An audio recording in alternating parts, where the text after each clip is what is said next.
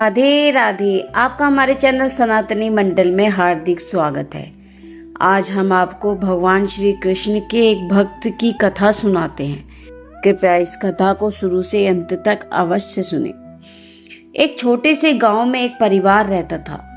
घर में सास बहुत कठोर स्वभाव की थी और उसका बेटा सीधा साधा। जब बेटे की शादी हुई तो घर में आई एक नई बहू जिसका नाम था राधा।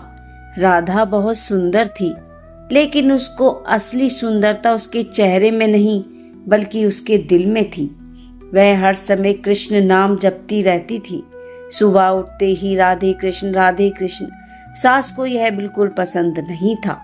सास हमेशा बहू को ताने देती, काम नहीं करना, बस भगवान भगवान जग करती रहती है। क्या भगवान आकर तेरा काम करेंगे? धीरे धीरे सास का व्यवहार और कठोर होता गया। उसे बासी खाना दिया जाता, दिन भर काम करवाया जाता और रात को भी चैन नहीं मिलता। लेकिन राधा के चेहरे पर कभी शिकायत नहीं आई। वो बस मुस्कुरा कर कहती, मेरे कान्हा सब देख रहे हैं। एक दिन सास ने कहा, आज इसकी भक्ति का घमंड तोड़ना पड़ेगा। उसने बहू को बिना खाना दिए पूरा दिन काम करवाया। रात में बहू को एक सूखी रोटी दी। राधा ने रोटी उठाई, आंखें बंद की और कहा, हे मेरे कान्हा, पहले आप ग्रहण करें। जैसे ही उसने आंखें खोली, उसके सामने वह रोटी माखन और मिश्री से भरी हुई थी। राधा समझ गई, उसके कृष्ण ने उसकी लाज रख ली। अगले दिन सास ने फिर बहू को बिना पानी दिए काम करवाया। गर्मी बहुत तेज थी। राधा बेहोश होने लगी थी।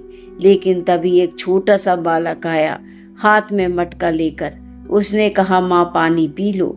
राधा ने पानी पिया और उसकी सारी थकान दूर हो गई। जब उसने पीछे मुड़कर देखा तो वो बालक गायब हो गया। राधा की आंखों से आंसू बहने लगे। कान्हा, तुम फिर आ गए। अब सास का क्रोध और बढ़ गया। उसे लगा, ये बहू कुछ तो जादू कर रही है।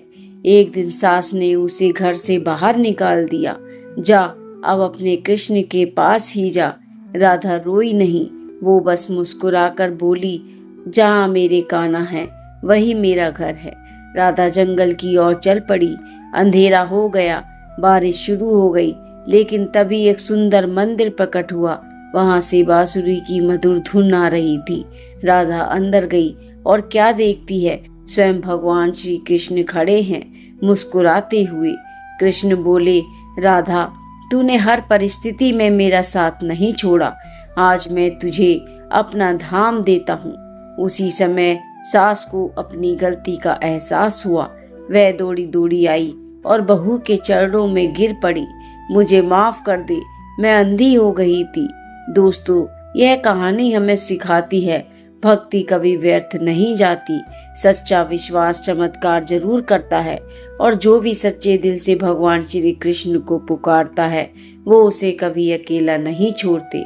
अगर आपको यह कहानी पसंद आई हो तो चैनल को लाइक करो, सब्सक्राइब करो और अपने दोस्तों के साथ शेयर करो और कमेंट में लिखो, राधे राधे।